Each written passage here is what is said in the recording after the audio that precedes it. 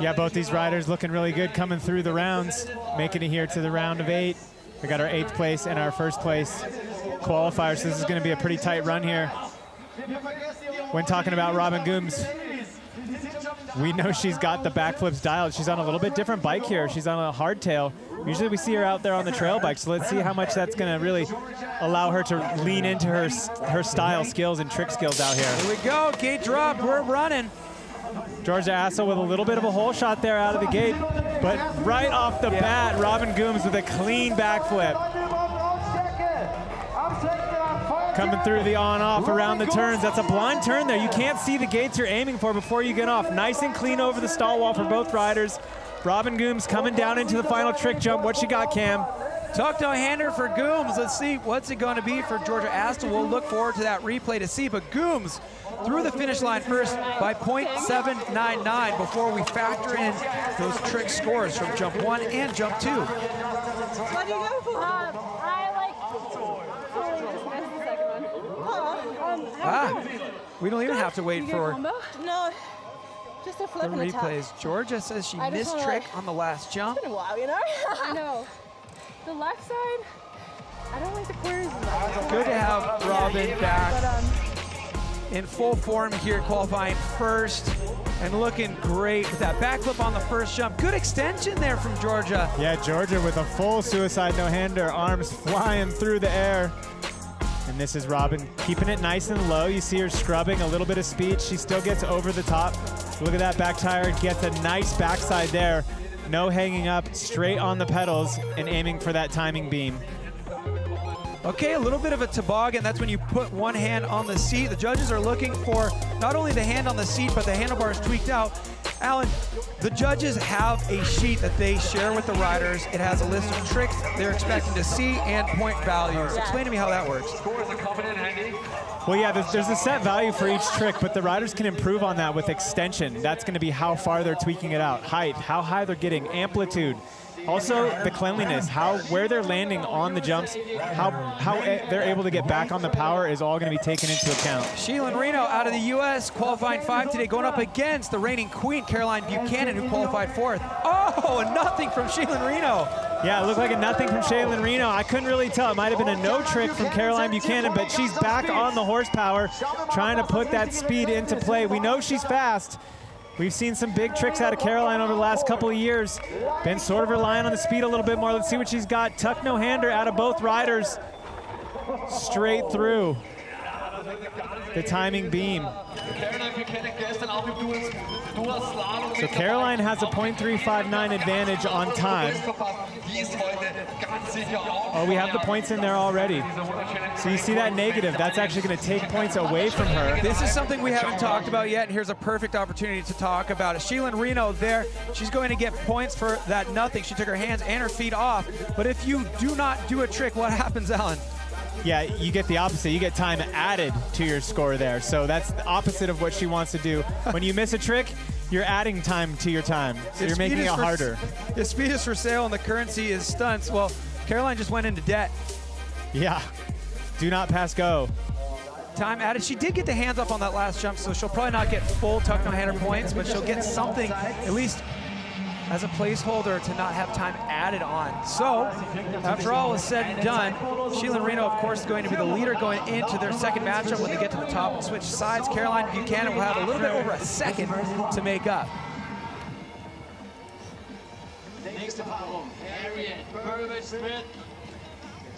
Oh, okay. Alan, this one we're looking forward to. Okay, so left side of your screen there, Harriet Burbage-Smith she's going up against a youngster, 16 years of age, out of Germany by the name of Patricia Druin. And wow, we are looking forward to watch her. Here we go. Yeah, we were trolling Patricia's Instagram. She's got a huge bag of tricks, but Harriet straight out of the gate with a huge backflip. I missed Patricia's trick there, but she's a little bit of a bobble coming out of that turn, straight back on the power. Pulling away a little bit here, coming in to the stall wall. Patricia airing it out, trying to chase down Harriet, coming down to the final trick jump. Big tuck no hander out of both riders there. Patricia going absolutely huge, over jumping by about 10 or 15 feet. Is it faster to fly all the way through the timing beam? She was close. Yeah, you see her grabbing her wrist right there. I saw that. I mean, that's what we were talking about. We heard that interview clip from Lemoyne talking about how much speed there is coming into that last jump. And all through the preliminary rounds today, we've been seeing riders land so close to the bottom of that transition. Here we go. Jump number one, a backflip for Haz. And the bar spin in the wind from the young 16-year-old Patricia Druin. That's rolling the dice. And I don't think a bar spin scores as high as a backflip, but you know what? It's got to be more tech under these circumstances right now. Yeah, super clean bar spin there. You see her get it around. I couldn't tell if she bobbled a little bit with her feet coming in. She gets her hands in the right spot, comes down. Yeah, feet look solid right there. She goes to get back on the pedals and slides that turn right around. Oh, she took a foot off right there just to stay on and bobbled a little bit over that roller. So that goes back to that technical spot we were talking about on the track. This is kind of what we were wondering about with Patricia Druin. We say, okay, so she's won 3 of her last events on the FMB World Tour. She's ranked #1 in the world on that tour. She's 16 years old, and we see her Instagram, all the tricks she's capable of. Ridiculous. Things like 360 triple bar spins. We go, well, how fast is she, right? We look at her qualifying results. We go, well, she's fast enough to get in there. But going up against Haz, you know, where some of that veteran skill comes into play, the speed, you know, Patricia Druin, she is going to be somebody to watch. Let's see a replay of this.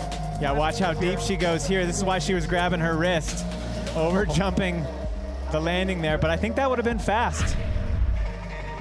See how the scores shape up.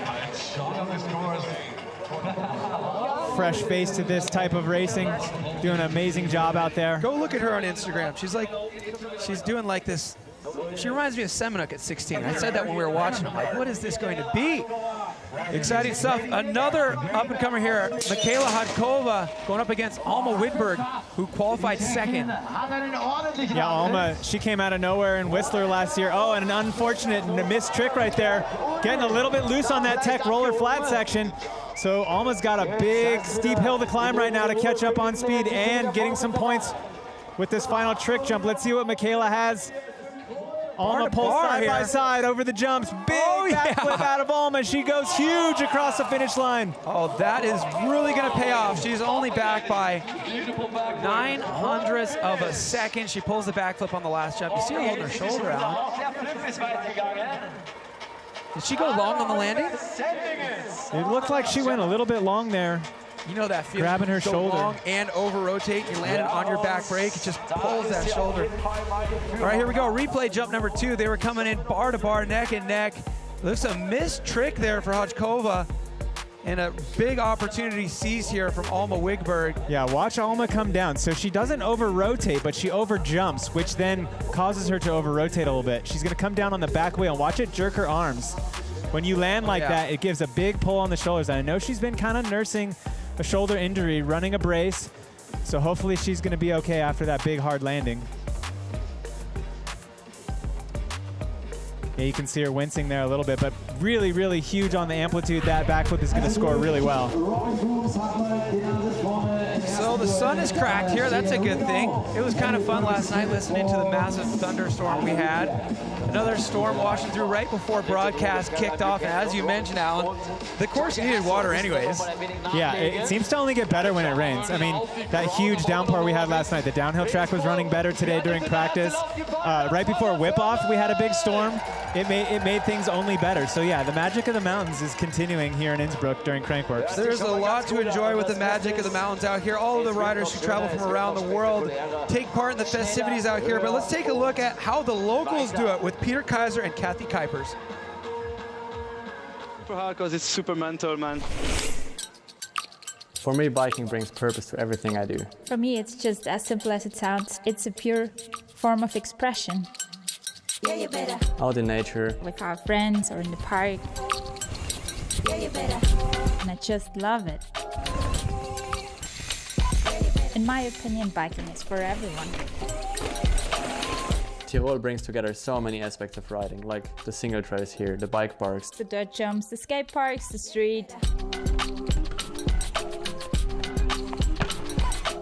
Blackhelm Trail definitely is a fun ride. You just go, and it's a long ride to the valley, and it's got lots of varieties. Innsbruck brings all the vibes and all the like-minded people into the area. It's a colorful city full of culture and sports. A lot going on out here. 9 bike parks in the Tyrol region. And a lot has gone on so far today before we turned on the cameras and started broadcasting live with you. You know, there was some incidents that all happened back to back to back to back. We were standing course side, and we're gonna review some of those right now. Yeah, the action was heavy in the earlier rounds. Stoked to be able to get a chance to look at some of this stuff. Oh, big over the bars, just getting a little bit off rhythm there. It looks like he walked away from that one. We were standing right alongside this one. Yeah, it just hits the eject button. Again, that roller section in the flat turn's taking its toll. We talked about how it was going to play a role, and it sure did in that round. Yeah, if it's not enough to hear it from Thomas Lemoyne that there's a lot of opportunities for mistakes out here, this highlight, low light reel definitely drives the idea home, doesn't it? Yeah, that right there is a testament to what it's like to try to do tricks at full speed. That was an over rotation and an over jump. Okay, craziest one of the day right here though, Alan. Yeah, this one with Cade is amazing. The fact that he walked away from this is a testament to what kind of athlete he actually is. Look how far he flies. I'm gonna give him 40 feet. Okay, and if you're not sure what happened, Alan, slow it down. Yeah, it looked like he kind of like crouched into his bars a little bit, like maybe compressed and got his way all the way forward. He's almost sitting on his top tube right here.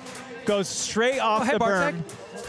And right as his front tire hits the cameraman, he decides to hit the eject button. His hands are already off right there. Tries to clear the bike, but his bike catches his legs, which is a big no-no, and sends him into a front flip. Luckily for Cade, he had kind of a resi landing, a nice transition, but a big impact, and of course, he's only worried about the cameraman because he's made of steel. An athlete right there. The only way you get out of that in one piece is if you are an athlete. We talked about, you know, the necessity of improvisational skills out here. We didn't think, you know, we were going to see something like that, but Cade actually got back up and rode his second run. He was unscathed. Unfortunately, we don't see him in this final round of 8 here. He qualified 5th today, so he was on pace to be able to do big things. We're looking forward to seeing him back. He was on the podium at the beginning of the season, a second in Rotorua.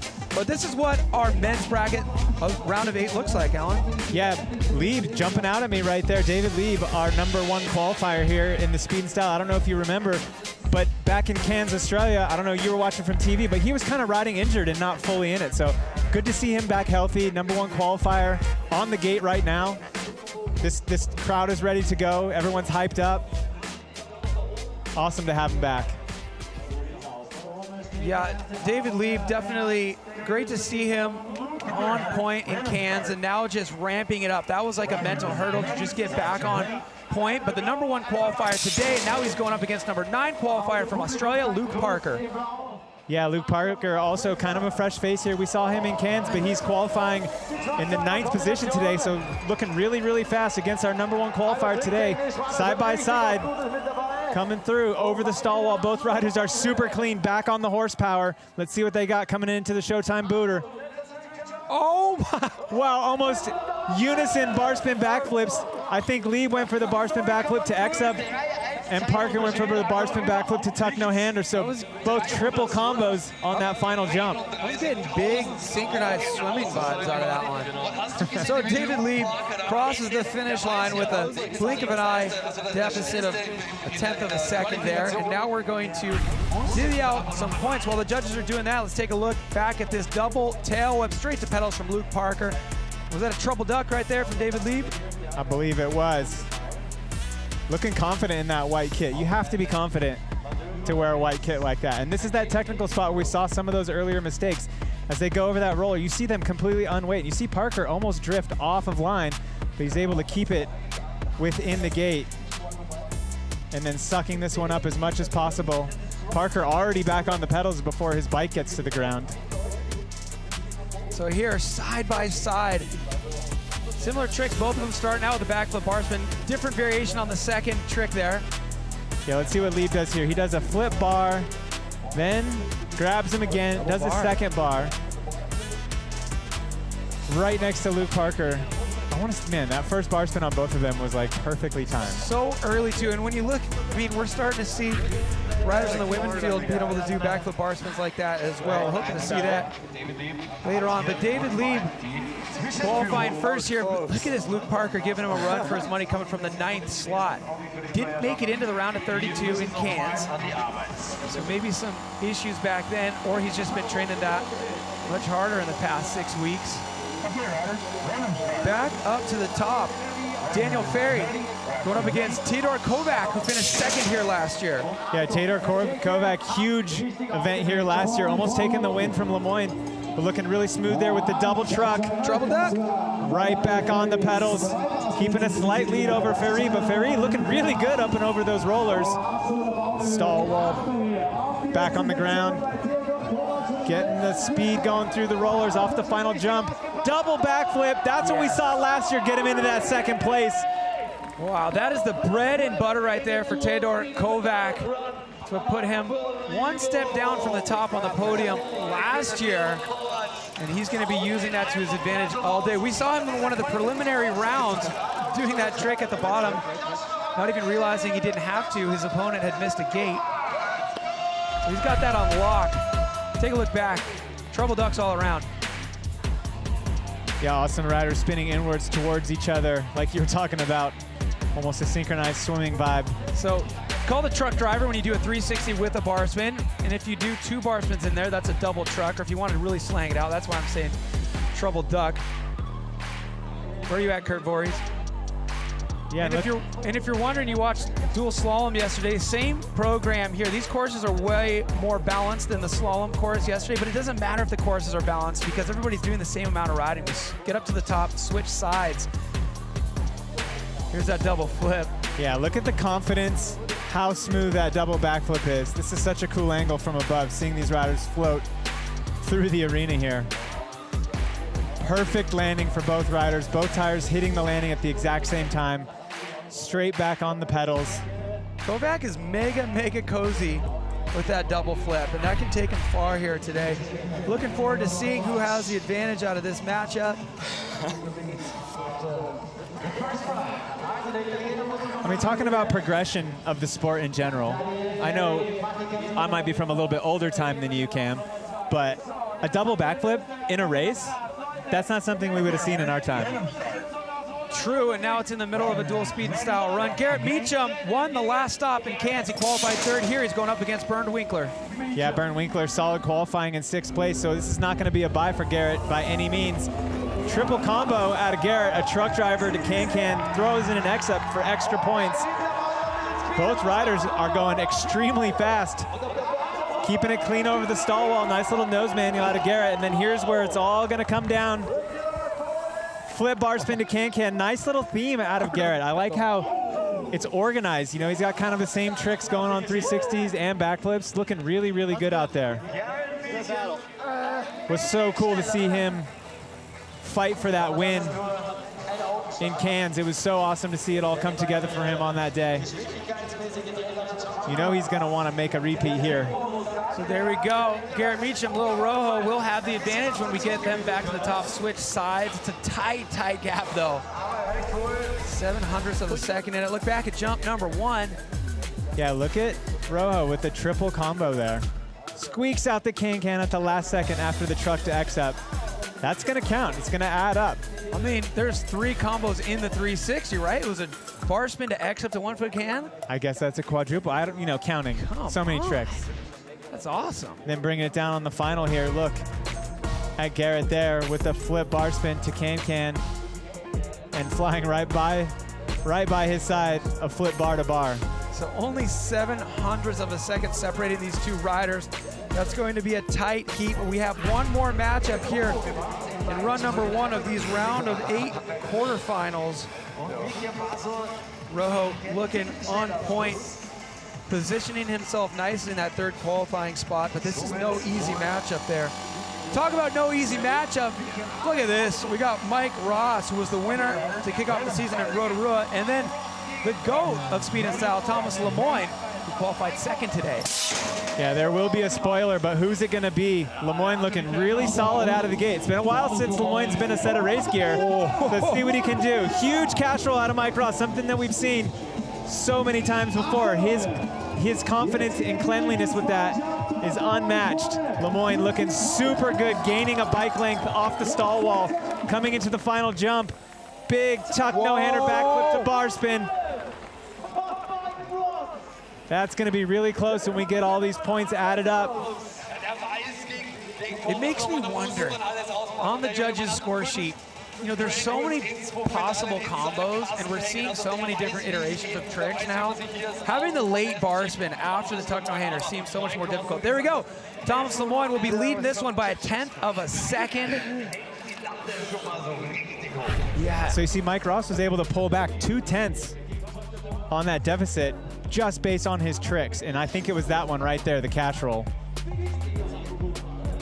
You see Lemoine having to make a little bit of a correction there. He's flirting with these flags here. Getting back online. Look at that manual pedal to turn the bike. That was what we were talking about in slalom, you know, like in the motocross. You get a little bit out of control, you just twist the throttle and straighten out. That's exactly what Lemoine did right there. This combo here from Lemoine. What do you think is harder? Getting the bars out there late after the tuck? Oh, it was a front flip Superman. Yeah, I'm going to say the front flip Superman. That's how he was able to make up that 2/10 on time with his score. Such a risky trick, absolutely blind coming around on the front flip. I saw him landing so low and just squeaking the rotation out at the last second in some of the preliminary rounds.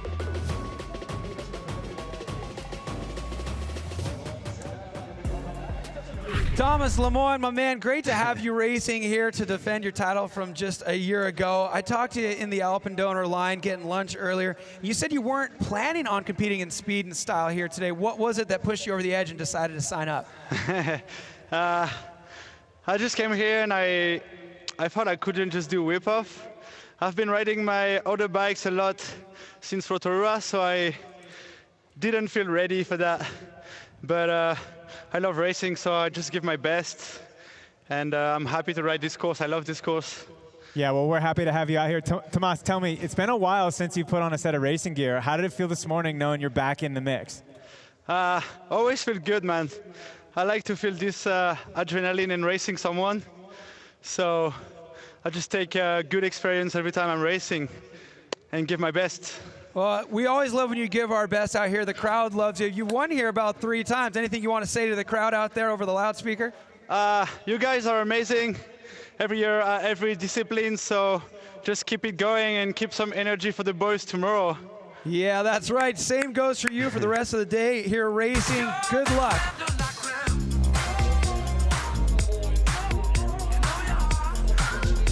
Well, great, there we go. We've done run number 1 in the quarterfinals for both the women and the men. Here's who has the advantages for the men now as we prepare for second runs. Yeah, so the riders that were faster in qualifying are coming through the quarterfinals, still in the lead. But as we talked about, it's not over yet for those riders with those deficits. They have an opportunity to make it up on the next run on the track and with their tricks. So this is where it becomes a mind game. You know, looking at Parker, he's 0.121 behind. He needs to get 121 points technically to make that up, but he has to get 121 points more than David Lieb gets, so it's really a game. It's a long day of racing. We've already seen some big names who have been eliminated. One, he was eliminated by Theodore Kovac. His name is Jaden Fleming. Let's see how he was setting his bike up for today's speed and style in this Maxxis tire check. Hey guys, I'm Jaden. This is my Maxxis tire check for the Crankworx Innsbruck Speed and Style for 2023. For this weekend, I've opted for 2.2 front and rear of the Maxxis Icon with the Max Speed and Exo compound. You want a thin tire for the fast rolling speed, but you also want the knobs in the front and back for the grip. Pretty challenging conditions out there. It was super dry in the first practice, but it looks like there's a bunch of rain coming. So you want a predictable tire that's going to grip in the slick conditions out there. And that's my Maxxis tire check. We'll see you out there on the Speed and Style course.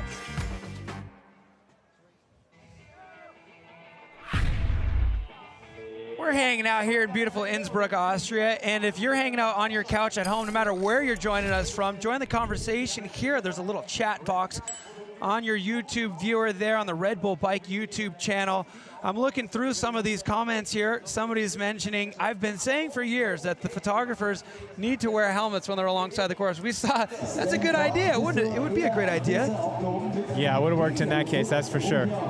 Gamer Cat says, Crankworx looks like so much fun. I want to go to Whistler. Yeah, that's right. You should come join us.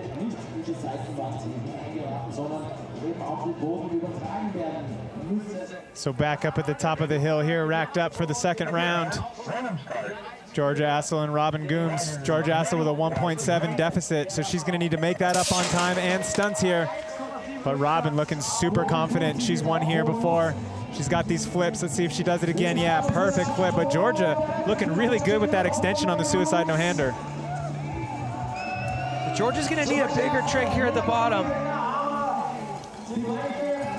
Yeah, Robin needs to just play it safe here. She's got it in her sights. Don't override it. Do what you need to do to advance. Oh, definitely better on the toboggan there for Georgia. She will score more points for that toboggan than the one she did in run number 1. I'm impressed with our judges. They're judging so fast. They've got it down to a science now. Gegen Georgia Assel aus Kanada, die sich geschlagen geben muss gegen die Neuseeländerin. So there's that clean backflip from Robin Gooms, but that suicide, that's like some Kyle Straight lean back, arms in the shape of a V behind the head. She's gonna get full points for that suicide no-hander. Yeah, definitely. That was full extension, amplitude on the jump, cleanliness on the landing. All right, so we had the toboggan there from Georgia. Let's see what Robin got. She's going for the tuck no-hander. She gets it. She'll get good points for that. Yeah, gets those bars in the lap, tucked in nice and tight. Yeah, but spreads those wings back on the pedals through the finish line. Georgia was back by way too far. I have a feeling we're going to see Robin rolling into the round of 4 here. A backflip definitely comes in handy, but things are going to get tough. It's going to get harder and harder to advance out of these rounds. Robin Gooms into the semifinals. Now I'm gonna go get intimidated by someone. I love racing, yeah, so much crazier. All right, Caroline Buchanan back up to the top. If I remember correctly, she's got just about over a second to make up. Sheila Reno, the smooth run 1. What will the story be? Yeah, Caroline with a solid gate out of there. Let's see what she's got on this first jump. She needs to really step it up to make up that time. Yes. And she brings out the Indian Superman seat grab, something we talked about in Cairns, but we never saw it. She pulls it out right there. All right, these riders are coming in side by side, looking really smooth over the stall wall. Caroline knows elimination is on the ballot. What's she got here? Gets the tuck no-hander to toboggan. That was a dice roll. So Caroline definitely stepped it up right there. She had an early elimination last night in the slalom, and I do not think she wanted to have that again. Sitting in the lead right now in the current queen standings, she knows that points are at stake. Look at that, though. Let's see what she can do. Enough. Not quite enough. Buchanan, I mean, we still got to get the replays because she left it all out there. Sheila Reno advances. She'll be meeting up with Robin Gooms. But the Indian air on jump number 1 from Caroline and the tuck to T-bog on the second jump, she was really going for it. Yeah, so we talked about this. She did it in practice, but she wasn't able to do it in competition in Cairns. But that one right there gets it off super nice. And yeah. Sheila almost went heel quicker after that nothing. The bike was getting away from her. Yeah, so it looked like right there maybe Caroline didn't quite get her feet on the landing right away, so maybe not getting full points on that Superman seat grab Indian, but to her credit, I do believe that was the first one pulled in the women's field. Yeah, she's been working hard on that. You mentioned, I mean, you guys were hinting that she was hoping to pull that out in Australia. It's great that she, may not have advanced out of this round, but she pulled the trigger on that trick that's hard enough to do on its own, but in the midst of a race run when you're down by over a second. Way to go, Caroline. And here we go. The combo she got on the last jump, she just chucked her bars in her lap and just kind of like said, hey. Yeah, gets the tuck no-hander off, really smooth, grabs the bars straight back in to the toboggan, but it was cool how she stayed super low, really smooth, was able to keep her speed up and accelerate. Got after her tuck too. We were so blinded by looking at Caroline, considering that she's the reigning queen and she was down after run 1. But Sheila definitely big tricks moving forward into this round of 4. She's got the nothing on jump number 1 and the combo tuck no-hander to X up on jump number 2. She's going to be going up against the backflipper Robin Gooms in the round of 4. We'll see how that goes. Yeah, so awesome to see a couple of new fresh faces in this field. The learning curve is steepening in the women's free ride field, that is for sure. So Rekka Jones in the chat asking what kind of bikes they're riding. Well, in the case right here, Harriet Burbage-Smith, she's riding a short travel slopestyle bike. This is the Trek Ticket S. It's the same bike you'll see Emil Johansson riding in slopestyle, and it's got very little travel. It is pumped up real stiff, and it's optimized for tricks, but it's nice to have a little cushion back there. You see Patricia Druin on a hardtail dirt jump bike. Patricia back by 0.4. Yeah, Patricia maybe shaking off a little bit of an injury.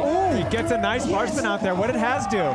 Well, Patricia was thinking about bar-to-bar back. She left her hand off for a second. Wow, she has so much. I can't wait to see if she's able to get out of this round. She's gonna need a big trick here against Has. Yeah, what's they got coming down to the finish line? Tuck no hander to toboggan there for Druin. Oh no. That's all right, Has. We've seen that happen so many times here on that quarterfinal. Just having a laugh. Looks like Has has her arm a little bandaged up, so maybe some practice or early round carnage. Got that arm taped up really good. I think we would have needed to see something bigger from Patricia. Yeah, Has advances into the round of 4, and that is not the last we'll see of Patricia Druin. Just the tip of the iceberg there as we look back to the top. Yeah, watch this hole shot out of Has. Perfect gate start. Has almost a full bike length by the time they get to the first gate. And then coming up to that first jump, Has's backflips have been on point all season long in cans, just one after another. Look at her. Double tires in, you're right. She did want to throw him back. We did see some of that. The backflip is so heavy right now in this moment. We got Has doing it, we got Robin doing it in this event today. But the technical tricks that the youngsters like Patricia are going to bring, she wanted to get a bar spin to bar spin back, and that level of technicality is going to start playing a part here in the women's field. It's an exciting time to watch this. We've seen her on Instagram doing 360 triple bar spins. Here we go. We see this every year. Yeah, Has just running out of room, making a U-turn there on the landing of the quarter pipe. They're coming into that finish crowd with so much speed, having to shut it down on that ramp, almost like a runaway truck ramp. Has having a good time, just playing in the dirt. Playing in the dirt. Who's she going to be playing in the dirt against in the round of 4? That's the big question right now. It's going to either be Hodgkova or Wigberg. Hodgkova's got a UCI four-cross world championship title under her belt from 2021 in Val di Sole. She was the Red Bull Rookie of the Year on the FMB women's circuit. But Alma Wigberg's got the flip. Let's see what happens. Coming into the first trick jump, yes, Alma goes for a 360. Unfortunately, comes up a little bit over-rotated and short on that jump, pitching her straight off. So this is gonna be one where Michaela just needs to stay on the bike, get a basic trick off, move on to the next round. Unfortunately, Alma will not be advancing with that crash. I'd like to see her going for it, though. Let's see what she does on this last trick. Just a little free run, a little free buy. It's cool to see her up and riding. Oh yeah, just throw a little backflip in there. A little flip. You know, if she were able to pull that off, the 360 on the first jump, the flip on the last jump, I mean, that would have been heavy. You love to see riders going for it. It's a bummer when it doesn't work out, but it is just a little hint at what we can expect from the future. Michaela Hodgkova will meet up with Harriet Burbage-Smith in the semifinals.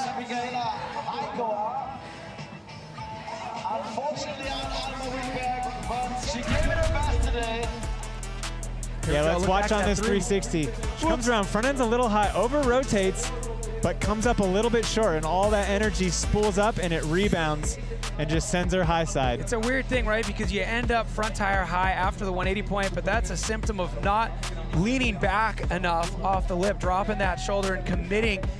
If you're front tire high at the beginning, the first 180, you'll be front tire low after it flops over on itself after the first 180. And so look for Alma Wigberg to drop the shoulder a little bit more when we see her next time, hopefully in Whistler. She was there last year. Yeah, I think she's coming out. It's going to be a good time. She's going to be defending that podium position that she found herself in last year. Looking healthy, walking away from this one. You should be What am I doing in there? I know what you're doing. You're shredding, that's what you're doing. Ripping. Here's what it looks like, Alan.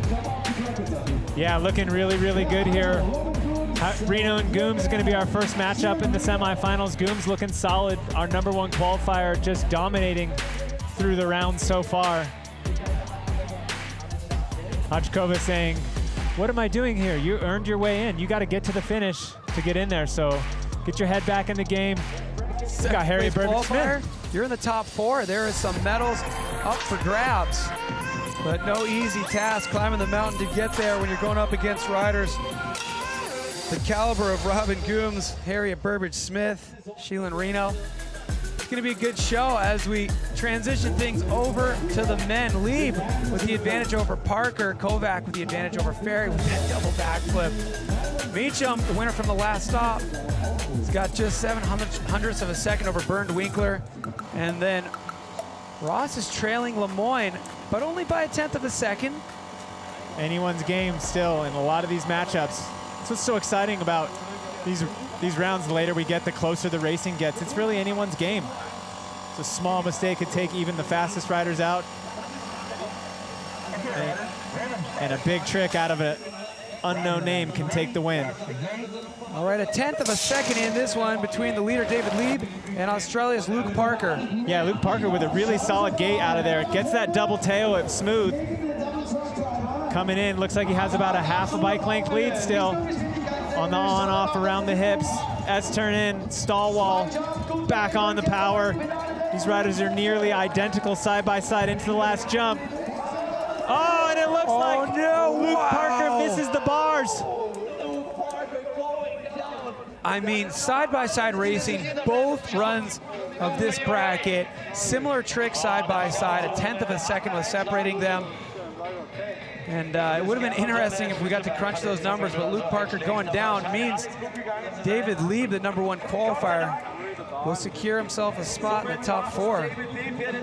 Yeah, this is where the technicality of this sport really comes into play. So he's racing. He's having to make up time. He's also able to make up time with tricks. So think about how fast his mind is going. He's going into the last jump. He needs to up his game. He needs to go slow enough not to overjump. He needs to spin the bars. And what it really looked like to me is he was reaching for those bars a little bit too quick on the bar spin, trying to get to the next trick. He was definitely looking for a combo. So watch here. Let's watch his hands, what happens after the first bar spin. It's completely side by side. Gets it perfect there. Look at his hand on the inside, misses it. He almost recovered as well. He got his hands back on, but yeah, just a little too corked out. His weight was just a little bit too far forward over the front when he landed. He tripped the timing light. And that's what happens when your mind just gets a little bit too far in front of what you're doing. Yeah. He's thinking about what he's going to do after catching that first bar, wasn't he? Yeah, it's such a fine line because you have to have your brain thinking a bit ahead, but you can't get too far ahead because then you do things like that. You know, that angle really showed me what happened. He missed the pinch on that bar spin. Okay. So David Lieb backing up that #1 qualifying position, and he's through another round. There's only going to be 4 left here momentarily. Who's going to be joining up with David Lieb in semifinals heat 1? Let's go, David. Yeah, that last angle really showed it. When they're spinning their bars, whether they're upside down or not, they're actually pinching the seat with their knees. That's what's holding their feet on the pedals. And on that jump, I think he got a little bit ahead of himself. Maybe the situation caught to him and he didn't pinch his seat. And that's when his bars kind of flopped around and he didn't have a secure hold on his bike when he was upside down and spinning the bars during a race. It's like doing a carnival ride, but forgetting to latch your seatbelt. Uh-oh, we're upside down and I'm not connected to this ride. All right, the backflipper Teodor Kovac with an advantage of 7/10 of a second over Daniel Ferry. Yeah, gets a clean double truck there, so he's playing on offense right now, trying to work his way into the next round. We know he's got a solid double backflip, but there's no such thing as a gimme double backflip.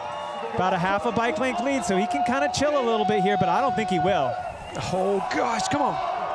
Got it. Yeah, I was clinching during that one as well. That angle stresses me out because you can't see the landing, and he looked under. I go, oh boy. Luckily, he probably went incredibly long. Yeah, that first, you hear that? That first rotation was so slow on Todor Kovac. I was holding my breath for him, but he was able to tuck that bike into him, which makes him a little bit smaller of a ball, and it speeds up his rotation, and he was able to pull that second one around. Todor Kovac absolutely killing it. Number 2 silver medal for him just a year ago here. The 4th qualifier, making it into the final 4. He'll go up against the number 1 qualifier, David Lieb. He needs some energy for the next few runs, isn't he? Here we go, slow-mo. Easier to tell what they're doing, isn't it?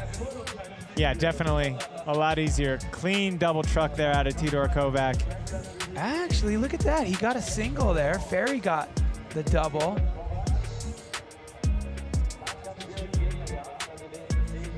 Did he get the double? I think the first one was before the shot had come in, yeah. You know what? It's going to be interesting to see David as well because it happened so fast. We didn't get replays on his jump number 1. For a second, I thought he might have done a triple truck, which may hint at things he has in his bag of tricks for when things just inevitably ramp up here, the way they do in Crankworx speed and style. There he spots the landing and sees he's a little under-rotated, so you see him pulling the bars up to his chest, and that gets that bike around. Sort of like ice skating, you know, when they curl up tight, they start spinning super fast. When you open up, you slow down. That's how these riders are controlling their rotation while flying through the air. It's just like ice skating. Same exact thing. That's it, I feel like. Did we get the scores? No scores? No scores. You're in, Todor. Get back up that hill. Well, take a look at this. Garrett Meacham, number 3 qualifier, winner of the last stop, going up against Bernd Winkler. Bernd is close, though, just 0.07 of a second behind. He's so close. This was our closest matchup in the first round here. Let's see if Meacham can extend his lead. Gets a nice double truck off there. Straight back on the pedals, has a slight lead on his bike, so that means Bernd is going to have to lay it down on this last jump. Let's see what he's got. We know he's got what he needs. Will he lay it down for us?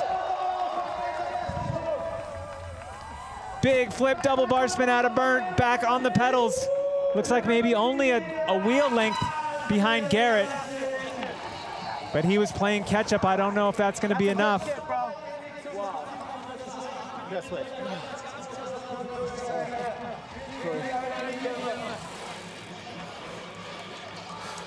What'd you do on the top? Double truck. You? Same. And down here? Flip bar can. I love Garrett didn't ask him what he did. There we go. Garrett Meacham advances. He's like, I'm just going to focus on the next round because I think I got out of this one. Wait, you did a what? Oh, yeah, nice one, bro. That was a sick move. Yeah, so cool looking at these riders spinning inwards towards each other, spinning the bars the opposite direction for the double truck drivers. It's so crazy to see them back on the pedals pedaling before they're off the landing. Yeah, it makes a whole lot more sense watching it in slow motion, but unfortunately they don't get to see it that way while they're doing it. Such a nice little move out of Garrett Meacham there in those flat corners with that roller, how he kind of unweights the bike and then gets the back tire on the back and gets some pump while he's pedaling. And then here's that trick they were talking about. Okay. Flip bar to bar for Winkler. Look at this, though. Flip bar to fastest 2 times of the day right there from this run. So Bernd was absolutely slaying there with that backflip double bar spin as well. But Garrett's definitely peaking right now. You know, wide open. He won his first speed and style at the last stop in Australia, and you just saw it right there. He's wide open right now. He knows he has what it takes. There's no guessing involved in that anymore. He's got his sights set on the top.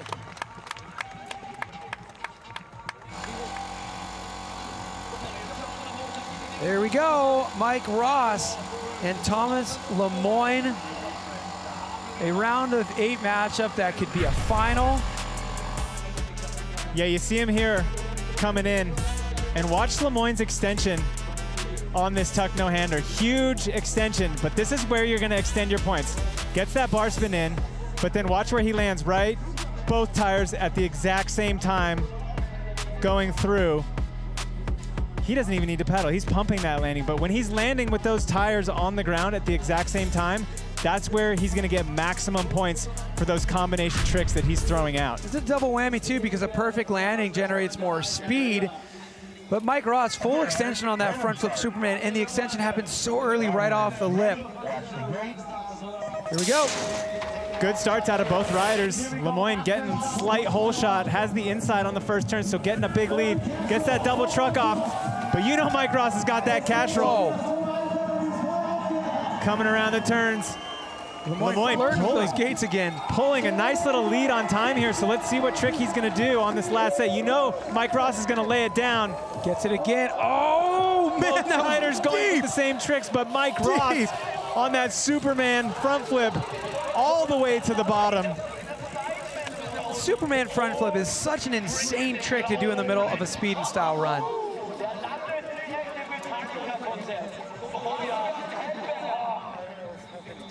It's a good thing Mike Ross only weighs about $130, or else the tower might have fallen over on that one.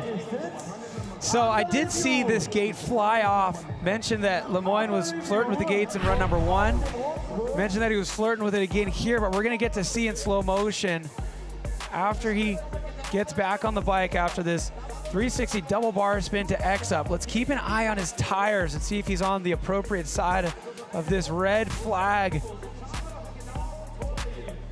Looks clean to me. What do you think, Alan? Was that the one that went, though? Yeah, it was really close there. His foot hits it, but the rules on this one is his tires need to be on the outside of the gate. That is the most important thing. So what we want to keep an eye on is his tire being on the outside of this gate right here. This is going to be the most important part. Look at his tire right there on the outside. His pedal does clip it as he goes by. Let's see if the back tire followed. Pedal clips it, back tire gets around it. I'm pretty sure that he is on the inside of this, but we'll leave it up to the judges and see what happens. It's pretty clear that his tires were on the outside of the gate. I think it's going to be all good. So the course officials reviewing the footage. Did he make it around the appropriate side of that gate or not? Lemoyne, the returning champion. He's won here many, many times. Speed and Style Innsbruck. The crowd loves him. You can tell he's not quite sure either. It's going to be tight. There we go. He did not get DQ'd, and he does advance Thomas Lemoyne into the round of 4, sending Mike Ross to the sidelines. But wow, what a good ride for Mike Ross today. Yeah, nailing those cash rolls all day long. You got to remember, these riders have been out here walking up this hill in the heat, in the rain, in the wind. Since 8:30 in the morning. We've had all seasons today. It is 6:58, 6:55, about 7 o'clock p.m. They've been out here since 8:30 a.m. practicing. And it all comes down to this. It's going to be David Lieb against the back flipper, Theodore Kovac. Garrett Meacham against Lemoyne. This is the business end of things here. Yeah, consistency is the name of the game here on the men's field. We got 1, 2, 3, 4 in the semifinals. Let's see if they can keep building on their tricks and their speed out here today on this Crankworx course.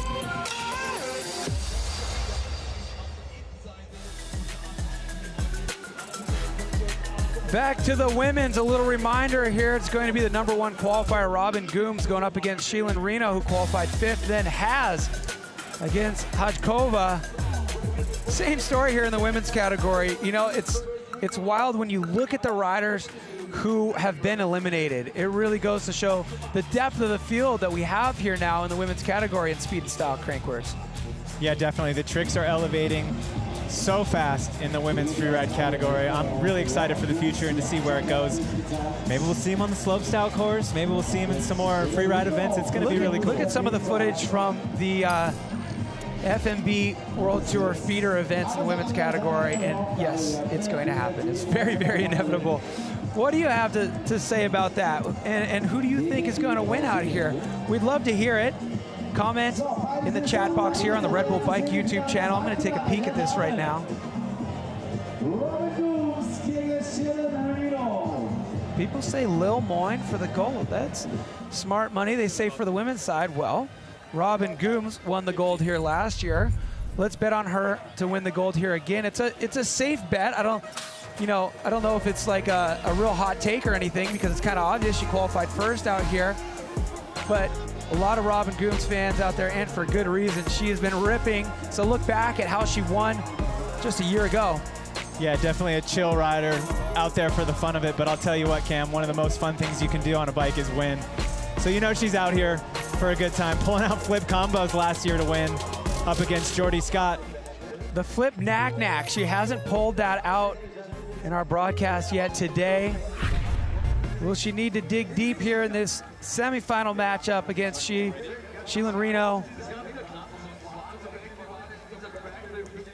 Ryan West says, Goom's always got it. We'll see. See Gooms locked in on focus, snaps out of the gate. Looks like Sheilyn gets a little bit better snap out of the turn there. Slight lead. Nice nothing out of Sheilyn, keeps it really smooth.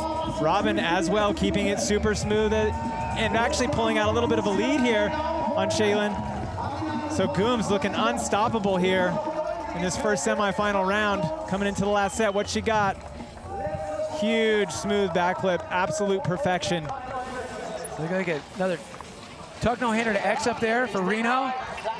But Gooms is looking so clean now. She's gonna cross the finish line first. She's gonna score 135 on the first jump, 100 on the second jump. She's gonna be looking good going into run number 2. She'll have a 1.38 advantage. Put a wave to the fans. Solid start here. Look at Sheilyn, gets that slingshot, hips forward, and just lunges that bike out in front and gets about a half a bike length on Robin right out of the gate. But Robin was able to make up for it with not only this backflip can. I missed that as a backflip one-footed can. Yeah, I was looking at the nothing too, but perfect backflip. I was looking at the chat screen here. They say show more dogs. How about we show more backflip one-footed cans out of Robin Gooms? Yeah, that was a trick she was like kind of saving for those later rounds, maybe even the gold medal round last year, but looking really confident on that first jump. Getting multiple backflips in on the same run. And she's got multiple combos if she wants. She's got the backflip one-footed can, and she has the backflip knack-knack. Both variations of the same idea, being upside down and doing something cool with your foot. Can is putting your foot over the top tube of the bike. The knack-knack is bringing it around the backside. You get that right there? They're like reverse mirror images of themselves. Yeah. Knack-knack still lives. Jeremy McGrath. The knack-knack is going to be around forever. Absolutely. And they said show more dogs. That's what they're asking for in the chat here on Red Bull Bikes YouTube channel. Where's the dogs? Where are my dogs at? Oh, we'll try it. We'll see if we can find some dogs for you. Ooh, here we go. Has in the gate against Hodgkova. Yeah, Michaela Hodgkova finding herself in a really great opportunity. Let's see if she can capitalize on it. Keeping the pressure on Has. And Has with a huge backflip. Michaela looked like maybe a no trick there, so she's really gonna have to make up a lot of time on Has, because Has is moving down this course. Really smooth over the stall wall, back on the pedals. Smooth through the rhythm section. Gets a nice tuck no-hander off. Yeah. Yeah, she's going to be a good advantage there for Harriet. She had that clean backflip up top, bigger extension on the tuck no-hander on the final jump compared to Michaela. She's positioning herself well here. Crossing the finish line, 0.35 ahead. We got the trick scores in now. And it's going to be just under 2 seconds, the advantage in favor of Harriet Burbridge-Smith. Such a good experience for Michaela, though. You're up here with the big dogs. Don't forget to smell the roses along the way. We don't always find ourselves in these situations. Oh, she did get a tire grab off, so it wasn't a no trick. Oh, yeah. Was able to get things out. Made contact.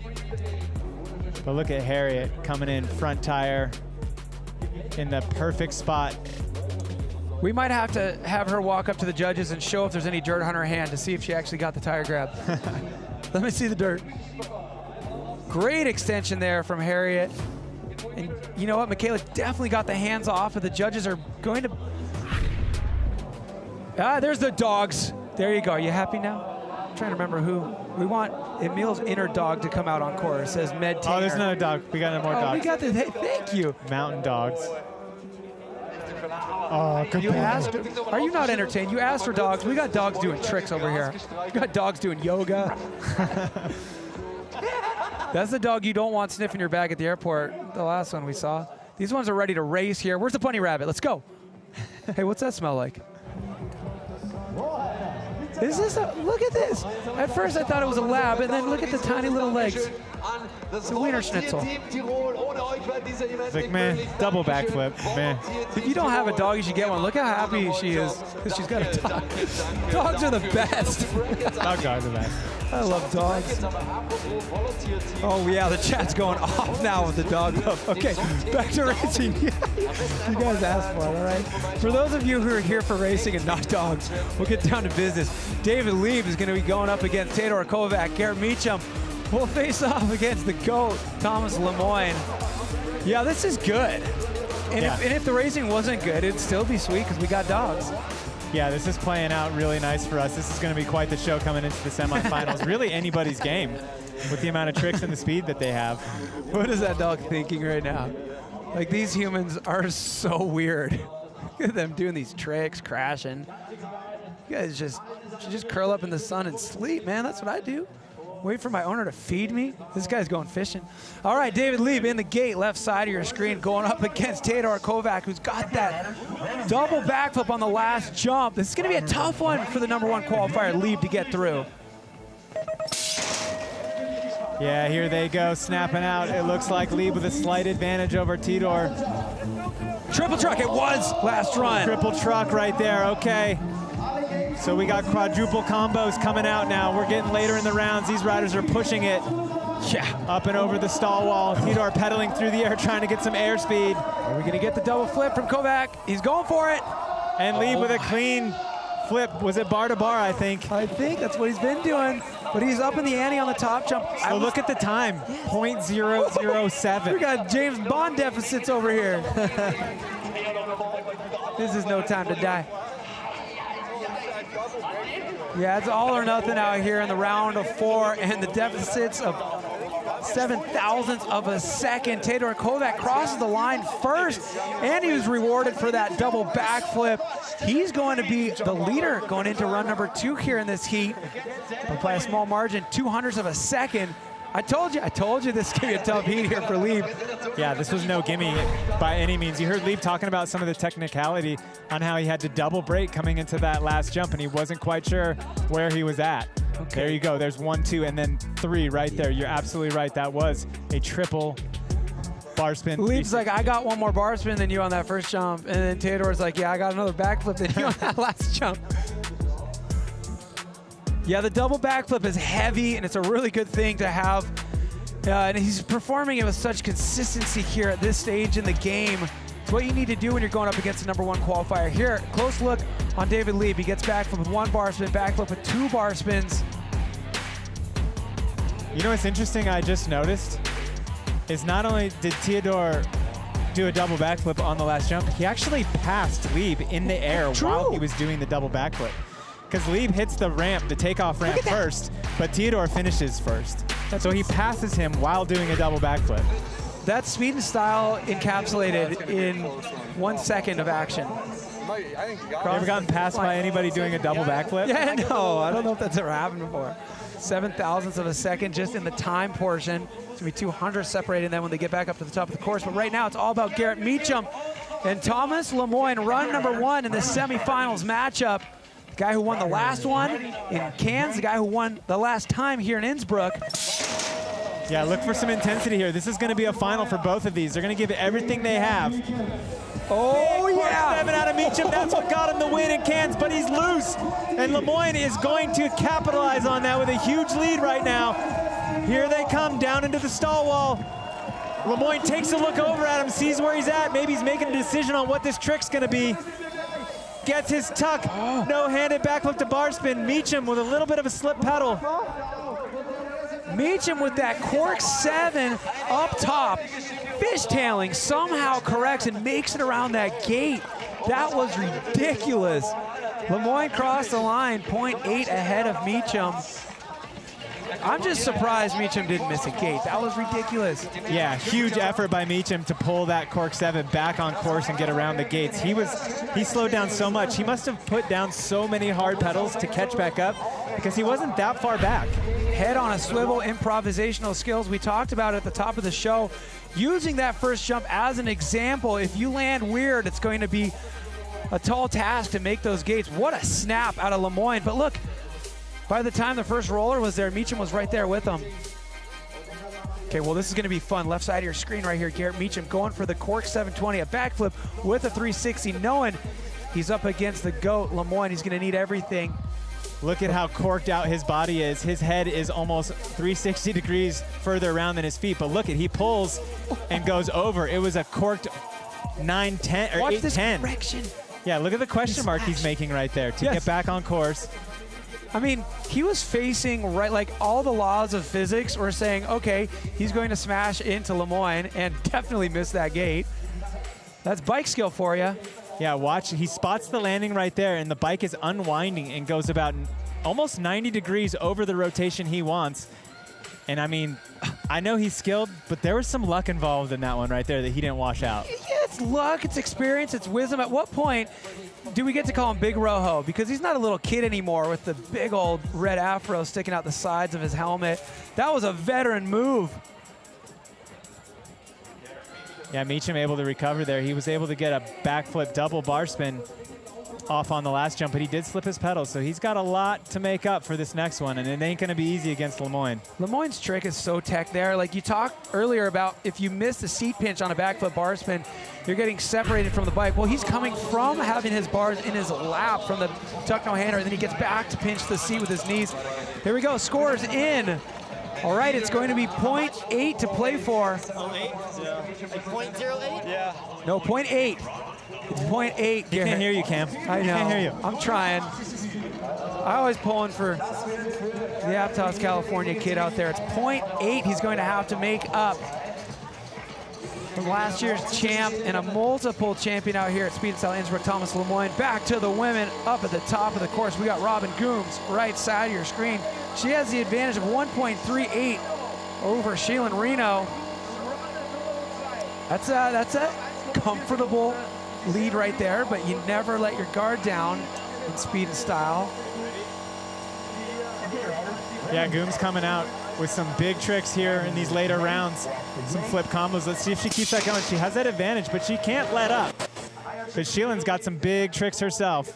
See what she's got on the first one. Oh, she only be able to get the no footer off that one. And it looked like Gooms went long there, but she's able to keep it within the gates and actually make a pass on Sheilyn Reno, bringing it down over the stall wall. Both riders are clean, so let's see if Sheilyn goes for broke here. Nice flip out of Robin Gooms, but unfortunately there, Sheilyn Reno is not gonna have enough to take up last year's champ. I mean, she's in the zone, Cam. Yeah, I mean, she did do the flip one-footed can-can on the first jump, didn't she? That's like a dice roll when you have a 1.38 ahead.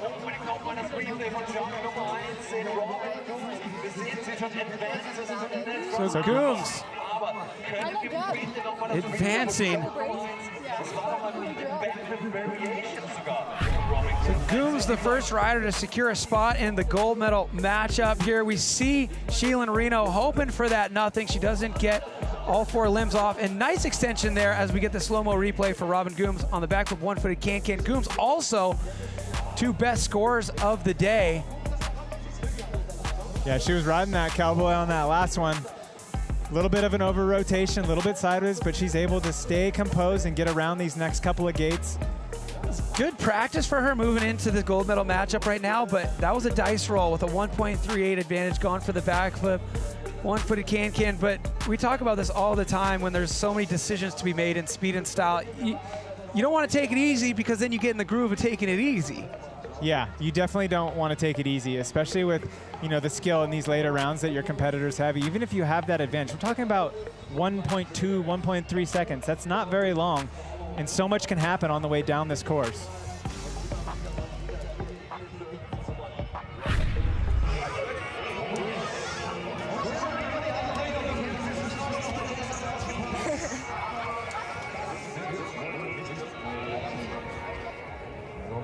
And more done. This is the one with the little tiny legs.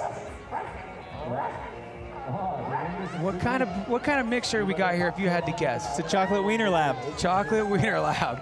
It's some Swiss chocolate wiener lab. He loves paper plates, apparently. 1.9. That's the mountain Michaela Hodgkova is going to need to scale here. Harriet Burbridge-Smith, comfy advantage. So this is what we were talking about, Cam. Harriet's got quite the advantage here. You think she's going to flip? You think she's going to keep that momentum rolling and stay confident, or is she going to lay out? I don't have to think about it because we're about to know for sure. There she is. There's the answer to your question. Yeah, I didn't think she was going to lay up. I knew she was going to keep the pressure on. She's got to build through this race just like all the other racers. When you're in the groove, you got to make sure that's the right groove. Harriet Burbridge-Smith in the right groove right now with a 1.93 advantage. Oh, she misses the tuck no-hander. I don't think that's going to affect the end result here in this semifinals matchup. Yeah, get that mistake out of the way. Leave it in this round. Clean slate. Get your head back in the game. That's what she's got to do right now. Yeah, Harriet will be glad she's leaving this missed trick in this round because she's going to need it as she's going to meet up with Robin Gooms in the gold medal matchup.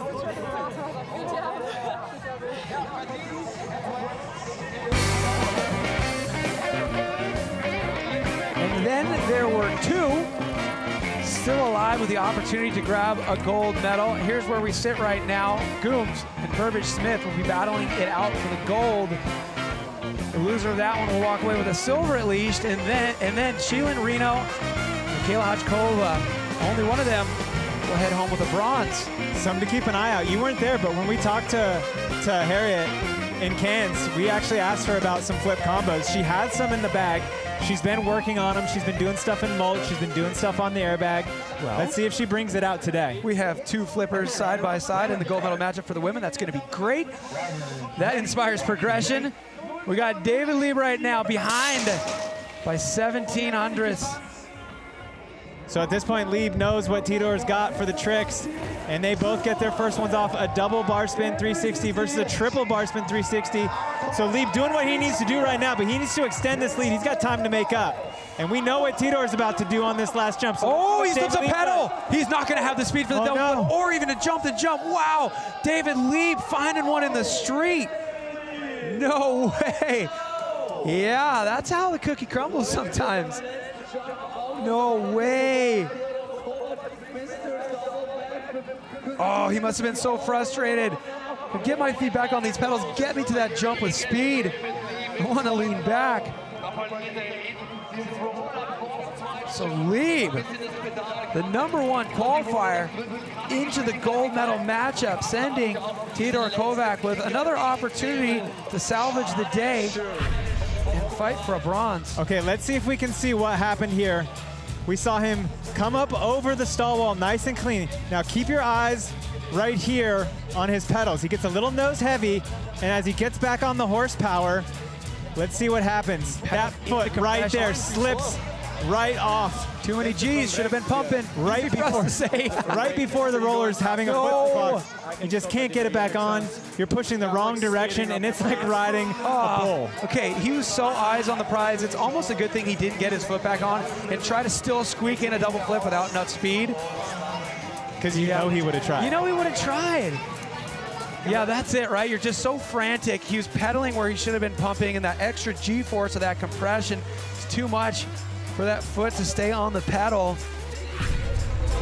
So that's not the last we've seen of Tidor Kovac today. He'll go to the bronze medal matchup, which means your #1 qualifier, David Lieb, will secure a spot into the gold medal matchup. Thank you, bro. David Lieb moving on. One more battle. One more battle, that's right. Speaking of battles. And it's gonna be a battle. Remember how action-packed this first run was between these two? No matter who makes it out of this one, David Lieb has his work cut out for him. Okay, Thomas Lemoyne with the advantage of 0.8 over Garrett Meacham. On the edge of my seat here. Both riders, very solid gates. Oh, and we see Garrett Meacham getting that quadruple combo out on the first jump, straight on the pedals. He's putting everything he has into this course. A slight lead over Lemoyne. Let's see what he's gonna do in this final jump. Keep it in mind, 0.8. Okay. Wow, side by side through the finish line. Garrett getting the backflip bar spin to one-footed can-can, but Lemoyne getting his trick as well. Man, I think Lemoyne has done what he needed to do. He figured there was 0.8 there of an advantage for Lemoyne to play with. He got his tricks and crossed the finish line first. Yeah, it looked like right there for Meacham, though. Yeah, it looked like maybe that near miss on the first round kind of kept that cork 7 in Garrett Meacham's pocket, because we see him here doing the bar to bar, Yeah, bar to right, X up 360 to can-can. So still a quadruple combo, just racking up those points. And then he gets on the pedals right here so hard and actually is able to make a pass on Lemoyne going into the stall wall. About a bike length lead, but right there it just gets eaten up by Lemoyne. So much power through the rollers. And Lemoyne has been locked in on this tuck no-handed backflip, grabs the bars, pinches the seat with his knees, and then spins it around and brings it into the landing with absolute perfection. Yeah, he is so locked in on that combo right there. The speed that he's able to comfortably ride at, or seemingly comfortably ride at, plus these tricks that he's so locked in on both of those trick jumps. If he can stay consistent, man, this is looking good for Lemoyne. So, will Lemoyne advance and go up against Levy? He will. So Garrett with an opportunity to fight out for the bronze with Kovac. Lemoyne sends himself to the gold medal matchup. You got this. Yeah. I'll see you out there. More dogs. We got more dogs. Woof. I was wondering, who let the dogs out?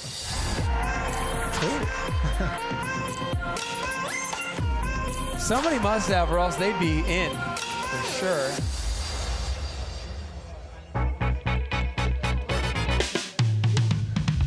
Reeve and Lemoyne are both kind of letting the dogs out right now. They're letting the dogs out for a walk.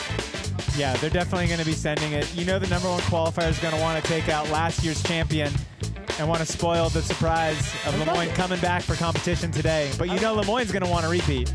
It's always great when the #1 and the #2 qualifier score up against each other in the gold medal matchup. And you got the 3rd and the 4th for the bronze medal matchup. I would say qualifying means something. Yeah. It's an adequate peek into the crystal ball of what the speed and style competition is going to be like. And for the women right here, we got Gooms and Burbage Smith, 2 riders with backflips in their trick bag going up against each other. That's going to inspire some limit pushing, some progression with a gold medal on the line. Yeah, and the funny thing is they know the variations that each other has as well, right? Yeah, it's going to be an interesting heat between the two of them. I know they travel together a lot. They know, they train together. They know what each other can do. So they're going to be pushing each other really fast. But right now, we got Michaela and Shaylin right on the gate. And Michaela's so surprised to make it as far as she is. She's got a chance to get a medal here. She gets her hands off a little bit. Those nothings were way bigger at the beginning of the day, though. That's a hard trick to repeat time after time. Yeah, and it looked like Hachkova got a little bit offline there, had to over-brake going into that turn. So a little bit behind on time right now. We know Shaylin's got some big tricks, but coming into this last jump, what are they going to bring? Gets that tuck no-hander to X-up off. And Michaela was a little bit front-end high. I didn't quite see if she was able to get those hands off or not. Shaylin squeaked in that X-up after getting her hands back on the handlebars after the tuck no-hander. That's going to definitely play a part. She got 100 points for that nothing up top, 83 points for the combo on the bottom. Michaela with only 15 points up top. So she must have got the hands off, just not full extension. So that's what we're talking about, how you can get different variations of the scores. Yeah, it's the effort right there. Getting the hands off a little bit. She may not get full points for it, but she doesn't get time added on. So why do they call that a nothing? Because there's nothing touching the bike. I knew that. Okay, if nothing is everything and everything is nothing, could nothing exist without anything and everything exist without nothing? We should just start calling it an everything now. It's the same thing though, right? She had a little bit less extension than we'd like to see on that everything. Yeah, unfortunately, not quite full extension, but she had the race in full command. About a bike length out of those flat turns. and she was able to over-trick on this last set. Case in point right here, the bars in the lap. Did her fingers get off even on that one? I think the judges are on point, and with a plus, here we go, with the 15. Left side of your screen here, but oh yeah, cool. One hand off means that she made an attempt to do a trick, so time wasn't added, but she didn't receive a time benefit in the form of a deduction after the points were translated into time.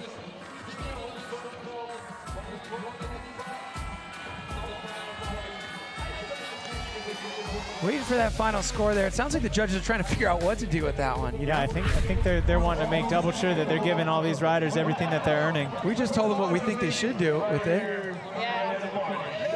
Doesn't make much of a difference. Sheila Reno riding strong enough to be putting a 1.4 on Michaela. But it does matter. It does matter. I'm glad they take time with that, because you never know. There could be just 7/1000ths of a second separating them after run number 2. Yeah, definitely. That's crazy out there in speed and style. Nice sunset going on. Yeah, we got golden hour here up on the mountain overlooking beautiful Innsbruck. We were talking earlier, I think I could see myself, if I had to live in Europe, I could live in Innsbruck. I heard you say that. I could do it. It makes sense. You had some good reasons for it. The convenience of the city with the beautiful mountains right there. 9 bike parks in the surrounding Tyrol region. It's a lot of bike parks. I'm going to send in my resume. Maybe I can be Austrian. Better start working on the language. Tedor Kovac against Garrett Meacham. The bronze medal matchup, run number 1. So Tedor Kovac, you know, he's looking to salvage this day. He was looking on that gold medal prize, but he's got that double truck nice and clean. A little bit over-rotated, actually, and Garrett Meacham is going to extend his lead a little bit because of that. Garrett looking really strong. He wants a medal here, too. Coming into this final jump, we know what Tedor's got. What is Garrett going to do on this jump? He's got a good lead. Gets that bar-to-bar backflip, and Tedor goes a bit under-rotated and over the front. Issues again for Kovac. Not able to make it to the final jump, the last run, and now making it to the jump, but issues on the double backflip. See him to his feet, but definitely. Yeah, he looks a little bit dazed there. Just needs to take a deep breath. Garrett was feeling the pressure, knowing that Kovac was going to be doing that double backflip, because he's been doing, hey, what up? You recognize that guy. Eric Fedko sitting out the slopestyle tomorrow, recovering from ankle surgery. Expect to hopefully see him back in Whistler. Some of the biggest extensions in the game. I love the tricks that he chooses. I love them. The tricks that Meacham chose here. Last jump, he goes, all right, I'm going backflip double bar spin instead of the backflip bar spin to can-can. And now let's figure out what went wrong here for Kovac on this double backflip. Yeah, we saw him under-rotate one earlier and pull it in. Let's see what he does here. He brings it around, one up, one down. That's what they say on the double backflip, but he did not quite have the amplitude to get that second rotation around. Lands a little bit front heavy, and his whole body weight goes over the front, and that head whip is what's got him just a bit dazed here. I would say this, most humans on the planet would be over the moon to land one double backflip in their life. He has to do them all the way from 8:30 this morning until here we are at 7:30 this evening in every single matchup. It's been a long day. I think fatigue plays a little bit of a role in speed and style. Yeah, absolutely does. You know, Cam, speaking of that, I've pulled one double backflip in my life on a resi, and I'm stoked about that. So I tried one on dirt and broke my collarbone, and I was like, okay, well, I could never get the guts to do it on a real jump. That's awesome. Yeah, we got respect for the game out there. Tedor Kovac, long day going down. He's going to be back by more than 3 seconds. So Garrett Meacham looking really good with his eyes set on that bronze medal here tonight. Oh, are we going to get the dramatic music here? This is a gold medal matchup, Alan. Yes, there it is. Feel it? Oh, I can feel it in your chest. Yeah. This is going to be a fun one. Yeah, I think so too. Okay, so if you're just joining us, we have Robin Gooms and Harriet Burbage-Smith in the gold medal matchup. This is run number 1. They're both planning on doing a lot of backflips, and this is going to be a really tight competition. Here we go. Yeah, Harriet with a solid gate out of there. Here they come into the first jump. Both riders going upside down. Oh, Harriet with a foot off. Harriet with a foot off. I didn't see what she did, but it looked like Gooms was able to get that can again. And Gooms keeping her honest on the speed. letting it all go right here in the gold medal matchup. Leave it all on the course. What are they going to do? Straight backflip for Harriet, and it looked like Robin went for the knack-knack backflip. She had her foot off. It's, you know what? It's like when you're comparing backflip to backflip, it's going to get the same score as long as the landing's smooth. But if that foot's off, you know when it's a game of inches and milliseconds out there, she's going to get more points. So jump number 1, 135 versus 110 points in favor of Robin Gooms. Can't wait to see what jump number 2 scores. I just love how much fun it looks like they're having. You know, they finish their run and they're just straight up to each other, high fives, hugging it out, not even worried about the scores. Now, yeah, let's look at Harriet. What has she got here? That foot does come off, so I don't know how the judges would score that. Could be a one-footed flip. 110 points versus 135. So Gooms rewarded for getting that foot. She didn't quite land it perfectly, but you know what? When you're comparing it to a flip with the foot just off, the fact that she got it over the top too, it qualifies as a backflip one-footed can-can. Yeah, stoked to see Harriet 25 points higher. Getting that foot off, upping her game. We've not seen her do any flip combos until this round. That's great. Yeah, Gooms has been really good about getting her foot back on before this gate because she's been kind of consistently missing it, but getting full extension. I think one of the most impressive things about that first matchup to me was how honest Gooms kept Harriet with speed. You know, Gooms is not someone that we usually think about with speed. Harriet, yes, BMX background, does very, very well in the pump track and the slalom events as well. But Gooms coming up with some speed and keeping it tight. Coming up some speed, buying some speed with those combos. Fastest time of the day there, Harriet Burbridge-Smith, 25.78. Gooms there with the second fastest time of the day. Judges making a plan for the second jump. They score 112 for Gooms and 100 for Harriet. So just getting that foot off means so much when you're splitting hairs here. It's just .338. Gooms ahead of Haz. Yeah, super close. Still anybody's game. Oh, nice to see Caroline on the beers already. Nice, relaxed. It's a show. These riders getting eliminated. They're not going anywhere. We're here for the music. Hey, I almost forgot what's going on, but then I heard the music. This must mean one thing. This is going to be run number 1 of the gold medal matchup for the men's field. David Lieb, the number 1 qualifier, going up against number 2 qualifier and the man who won last year, Thomas Lemoyne. And Lemoyne with a huge gate. Everything's going to matter here. What do they got on the first jump? Lieb gets the triple off. I didn't quite see how many went around on Lemoyne. Lemoyne barely getting around that. We're going to have to slow-mo that. Oh, this is good. Here they come down to the bottom. Lemoyne with an absolute amazing scrub on that stall wall. Did you see that? And both riders nailing their tricks to perfection. Yeah, but Lemoyne is squeezing that backflip tuck no-hander to bar spin out on that last jump. Okay, at the top of the show, we said the time is the only thing that matters. The jumps get turned into time anyways, and you know the tricks are how you get the scores. But what Lemoyne does on that stall wall, it's a trick because it ends up at the end of the day giving you the same thing, which is a benefit in time. He's riding that stall wall faster than anybody. You see it when he just takes off. Yeah, when you talk about control of Thomas Lemoyne, now look at this here on this jump. 360 bar spin to bar spin. To bar spin. Both of them did triple. Well, I was watching. But Lemoyne here, watch this. This is the magic right here of Lemoyne. He gets around this gate, and watch around this next gate. He's missing the gate. He's missed it right there. And somehow he dances the bike around it. He missed the gate and he went around it at the same time. I don't know how that's possible. It's like he did a time machine thing and like fixed his mistake. But the bike control to be able to do something like that at speed after a trick, it's unbelievable. 88 gigawatts.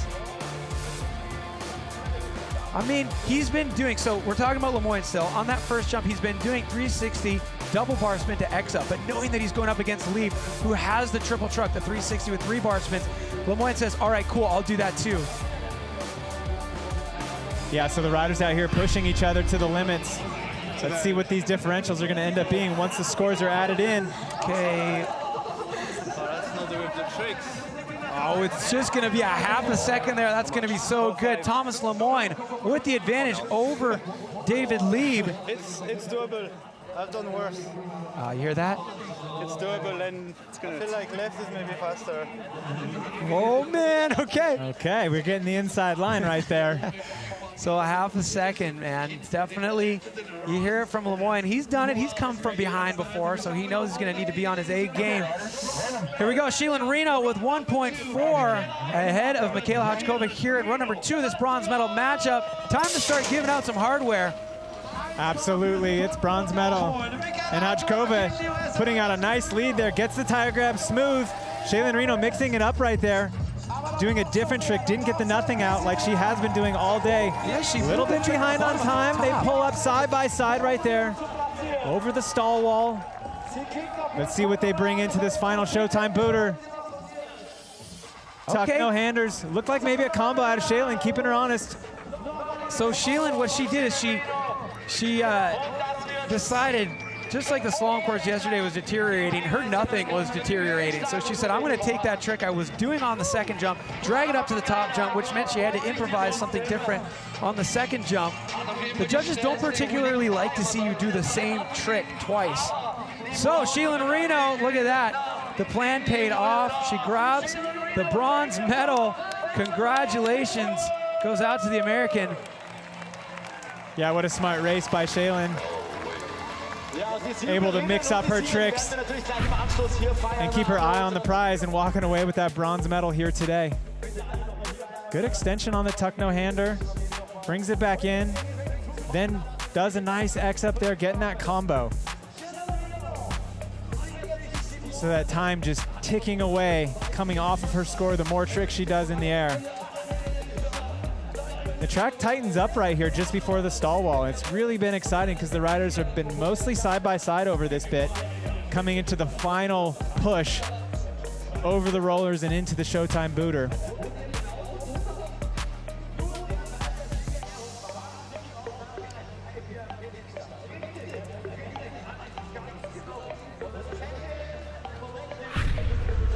Hey, Sheilin, congratulations on grabbing the bronze out there. We've just been blown away up here in the booth about how long the day is for you competitors. Talk to me through practicing at 8:30, now racing here at sunset. It's got to feel good to walk away with a bronze medal. Yeah, thank you so much. It's been a really long day, and the course has been changing every time we ride it. But I'm so happy with the bronze medal, and I'm ready for pump track tomorrow. Awesome. Well, you can put those trick combinations away because it's all about speed tomorrow. Enjoy the celebrations and congratulations. Thank you so much. It's got to get tiring, you know, doing those combination tricks. It's got to feel nice to say, all right, we're going to get a good night's sleep and pump it up. Tomorrow we got 2 events, pump track and slope style. Of course, we're going to be doing downhill on Sunday. Rob Warner, the voice of Crankworx Downhill, will be doing it with Elliot Jackson on Sunday. But you and I, Alan, we are really looking forward to an action-packed day tomorrow with pump track and slope style. But we are far from over here in the speed and style. Looking back at bronze medal matchup, run number 1, Garrett Meacham against Theodor Kovac. Will we see him back in the start gate? Getting word right now, and we see the visual on the screen. Garrett Meacham will secure the bronze medal. Unfortunately, you see him throwing his arms up. That's not the way you want to earn hardware, but you know what? Everything he's done leading up to this point today, he has earned it. Theodor Kovac was pushing it because he knows how much Garrett Meacham has left in the tank here. So this is a victory lap right here, the bronze medal for Garrett Meacham. Yeah, the victory run. Well, it's not a victory, but man, he's got style. And you know he's gonna be happy with that bronze medal. Pretty cool to see Theodor though as well. Making the right move, sitting this one out. There's more contests to come. You don't wanna mess around with a head bump. Yes, Garrett putting on a show for the crowd here. Was that a double 1-footer? How did the judges score that? That's what I wanna know. That was great. That's like, I love to see that because riders like Garrett, they have so much style. That trick he did on the first jump, it's not a trick he would do in the competition, so you don't get to see it from him unless he's getting a bronze medal victory lap. It's like when Emil does it, you know, he pulls things out that you wouldn't put in the run. You're like, all right, There's no better favor this. Yes. There's no better feeling in any sort of freestyle competition than a victory run where you have it locked up, you know you got it, and you get to go through. Well, that's what Garrett just got to do with that bronze medal. That's one of the best looking tricks of the day right there. A little bit of goon riding. Just having fun on the way down the hill. Love to see it. I want to know what you call that.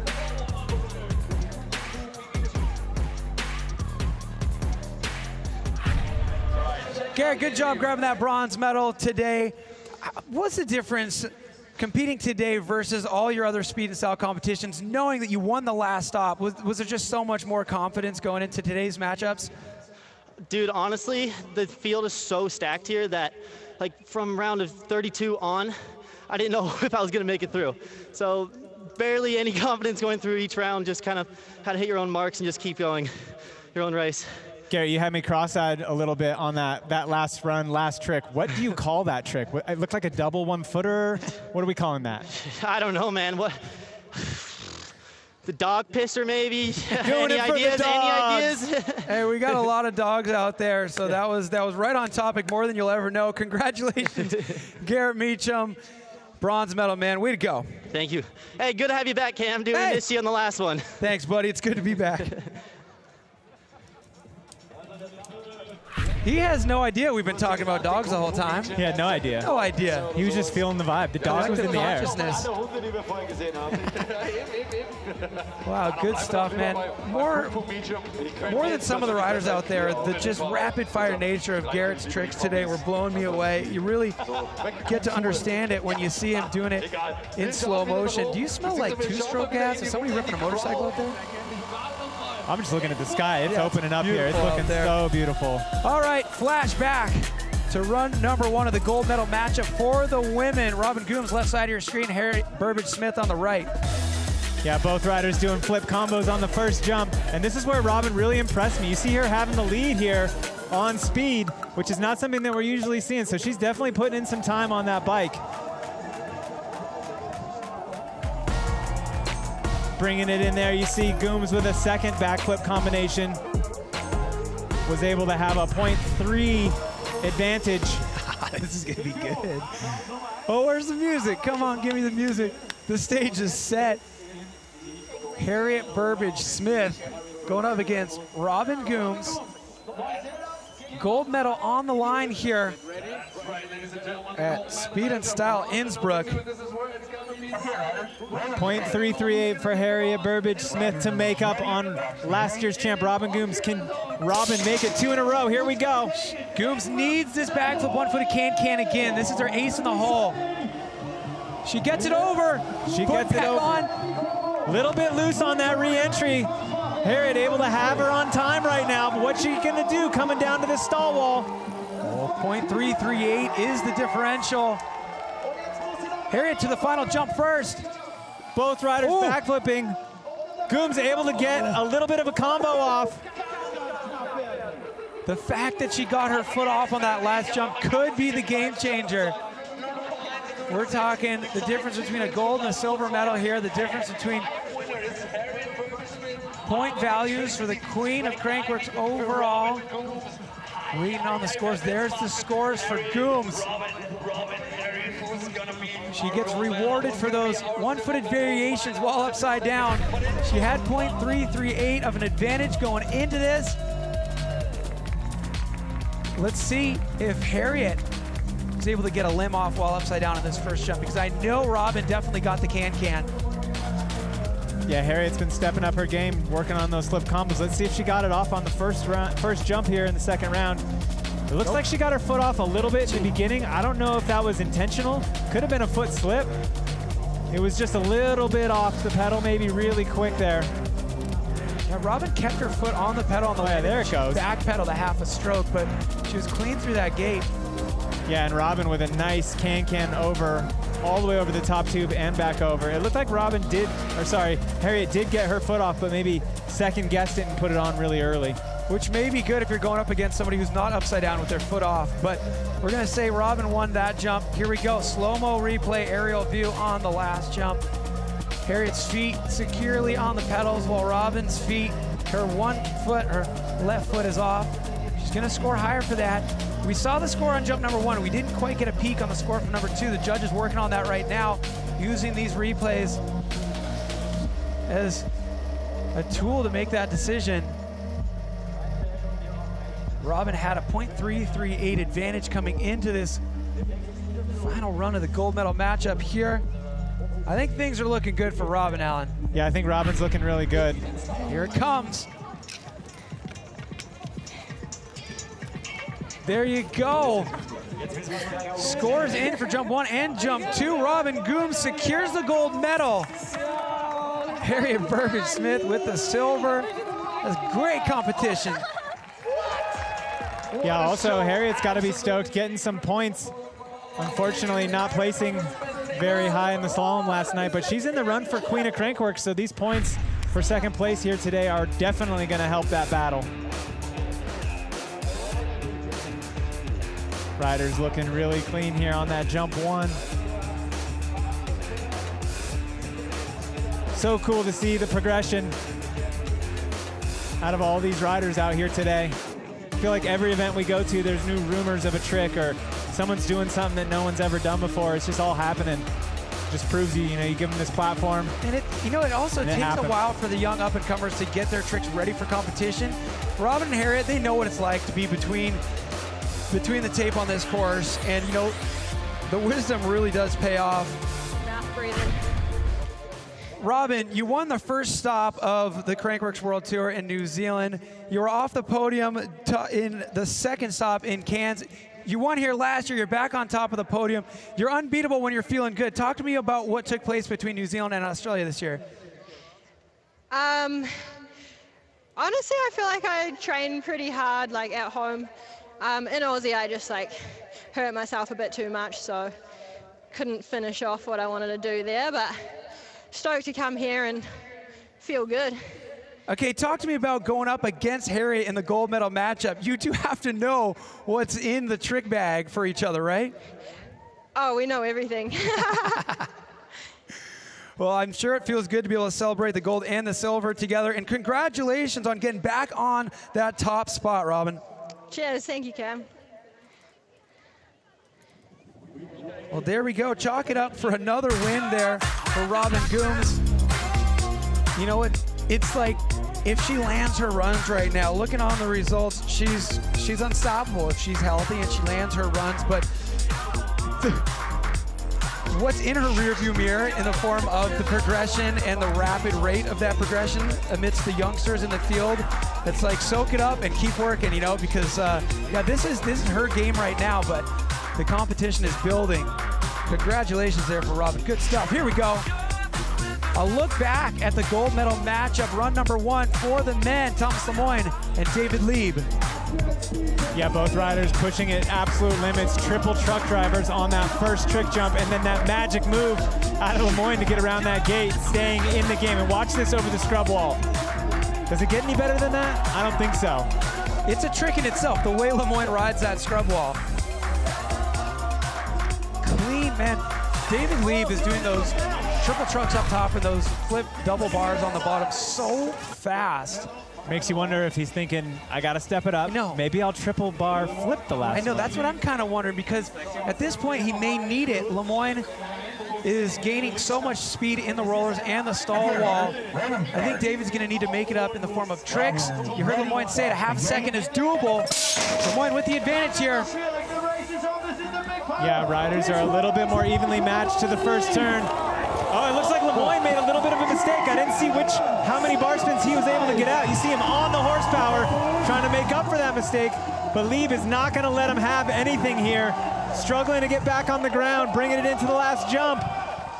Lemoyne double flip. No way, Lemoyne stopped the double flip. He's been holding that one all day. No way. Hey, oh my gosh, I can't wait to talk to him about that. It looked like he made a bit of a mistake on the first trick jump, sorry. First trick jump, he made a little bit of a mistake. And it's maybe the best halfway time of down. the day right there. Straight on the pedals. He had to make up time, and I bet he changed his mind. I think we're going to get to talk to him. I want you to ask him. Oh, I will. When he decided to do that double I'm backflip. asking him. I'm guessing when his front tire hit the lip of the jump. He's saying it right now. Let's listen. Here we go. Back up to the top. Let's break it down. All right, 1 bar spin. Oh, look that. Yeah, he almost missed his hand. He was only able to get 1 bar spin Hoping off. for 3. You got 1. He goes, all right, improvisation time. That's so cool. And this is where he turned on the gas and got straight on the horsepower, trying to make up for that. In other words, that's where he got pissed. He did get pissed, and he pulled back really hard off the last jump. Oh, my. He was in like a weird position, too, after the first flip. It's like it hints at the fact that he came up with the idea in the middle of the run, for sure. But you know what? He has so many tricks to choose from if he gets pissed. And I think he's going to be glad that he got pissed and made that decision right there. You saw what that trick was scoring all day as Tedor Kovac was pulling it. All right, let's get some official word here. Scores in. Thomas Lemoyne, gold medal. Insane racing. So Insane racing is right. David Lieb grabs the silver. So Lemoyne able to fight back from that first trick jump mistake, putting the power down and hucking a double backflip on that last jump, just able to squeak out and keep it alive for the gold medal. Oh, that was, that's what it's all about. I feel like every single thing we know and love about speed and style on the Crankworx World Tour took place here today in this competition. It's all about the scenarios. You watch football, they say, oh, situational football, situational football. This was situational speed and style right here.